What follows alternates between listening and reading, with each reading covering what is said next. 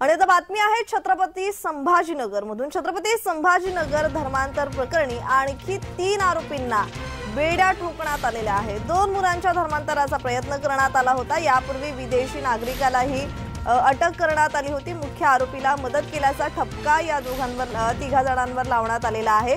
तर शहरात अल्पवयीन मुलाचं धर्मांतरण करण्याचा प्रयत्न करण्यात आलेला आहे।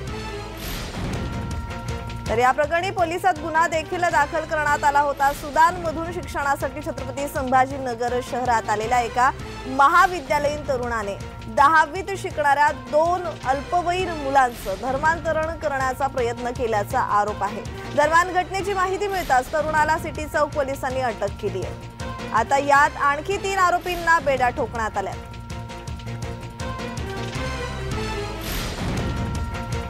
छत्रपती संभाजीनगर धर्मांतर प्रकरणी आणखी 3 आरोपींना बेड्या ठोकण्यात आलेल्या आहेत। 2 मुलांच्या धर्मांतराचा प्रयत्न करण्यात आला होता।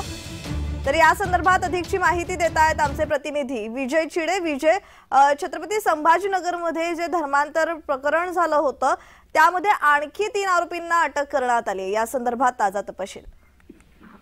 नक्कीच जर बघितलं मागील काही दिवसापूर्वी जे आहे धर्मांतराचं प्रकरण ते छत्रपती संभाजीनगर मध्ये घडलं होतं आणि त्यावेळी जर बघितलं तर 2 तरुण जे अल्पवयीन तरुण आहेत त्यांना धर्मांतर करण्याचं प्रकरण जे आहे तो विद्यार्थ्याला म्हणजे जो विद्यार्थी आहे तो सुद्धा त्या ठिकाणचा आहे। तो विद्यार्थी छत्रपती संभाजीनगर मध्ये शैक्षणिक विषयावरती राहत होता। मात्र त्या तरुणाला ज्यांनी रूम दिली आणि त्यासोबत त्यांचे जे त्या संदर्भात चौकशी चालू होती।